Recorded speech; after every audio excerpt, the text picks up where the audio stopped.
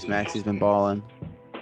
But it's what does Harden do? Does he shoot 6 for 20 or you know what I mean? 10 for 13. Yeah, Yeah, exactly. Yeah. With 20 free throws. What did he do the last game? With James? Yeah. He actually played pretty well the last game. I watched it this morning before work, and he looked like he used to look like, because in the other games he was kind of passive, not really, just kind of milling around. The numbers would look okay, but if you watch the game, you can tell he wasn't really there. But this game, he was interested. He was attacking. He was, from the word go, he was attacking and scoring, getting layups. He had a dunk. Yeah, right. You can't like a dunk on somebody. I was like, what? Who was this guy? Yeah, man. Shoot. But that begs the question, man. Do you think James is washed, or do you just think he a hamstring and he just having a hard time? I don't think he's washed. I think when he was in the Rockets, he had to do everything himself. Really. So, I think whenever that happens, a player's forced to be better.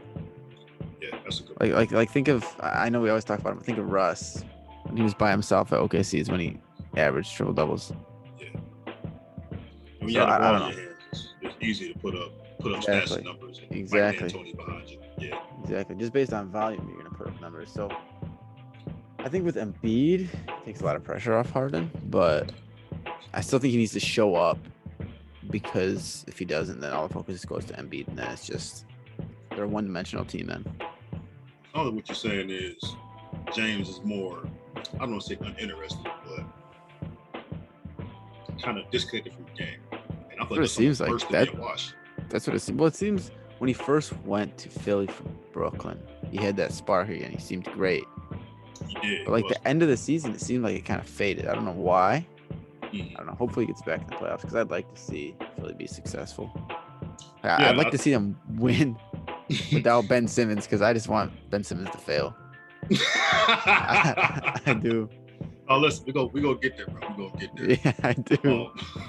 I feel like James.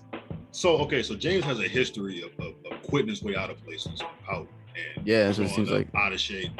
And I think what happened at the end of the season with the Nets was, I think he was just over the whole Kyrie thing. I think he was over the team underperforming. I think he was just done. I think he just wanted to go.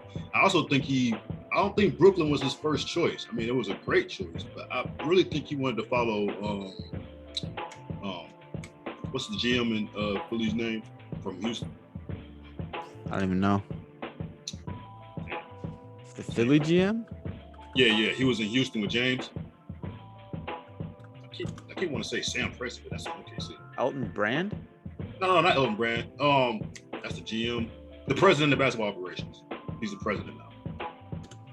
Not Elton Brand.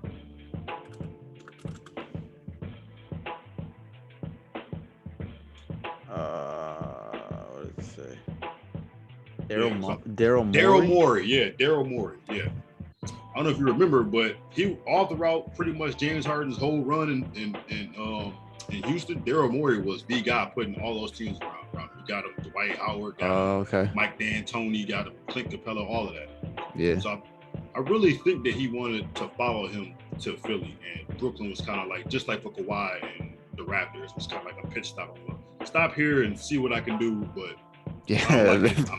Yeah. That worked for Kawhi pretty well. That's great. Kawhi. I know. I don't know about Kawhi, man. What happened to Kawhi? That's like, Kawhi is one of those guys like Anthony Davis, where like, oh damn, stub my pinky finger. Well, gotta miss 8 weeks. Yeah. 8 weeks, I might be back. Maybe. Yeah. That guy. But for James, I almost kind of, back to the question, I almost kind of want to say he is washed, but not washed in a way where it's like he's completely ineffective, but washed in the sense of going from superstar to star. If that makes any sense. Yeah. Maybe even all-star. I'd still say he's a star. He's not quite like a role player yet, but he's on that path. He is on compared that to where path. it was 3 years ago. Yeah. And I think what we miss when we diagnose these players is James Harden has played 14 years in the NBA. That's a full career. Yeah, it is. It really is. I feel like guys like LeBron and KD and all these guys that play multiple years and maintain their prime all throughout are kind of spoiled us to say, well, LeBron played 20 years and he's still great. Why aren't you great? You know what I'm saying? That's so rare. That's so rare. Super rare. Yeah, and I think we lose sight of that. Yeah. He like 34, 30, 33, 35 now. That's about time. Yeah, you got to expect players to start dropping off around that time. Yeah. You lose athleticism, you lose speed, you lose... He already wasn't the most athletic guy in the world. No. And now that they changed, honestly, since they changed that foul rule, that's hurt Harden a lot. It has. He got so many points from the free throw line.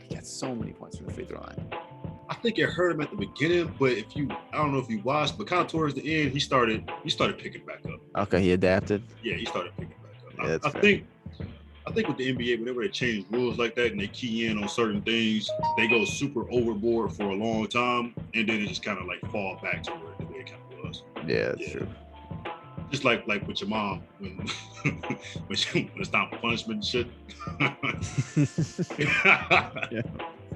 She got a new rule, and after 2 weeks it's over. Yeah. Gotta wait it out. Yeah.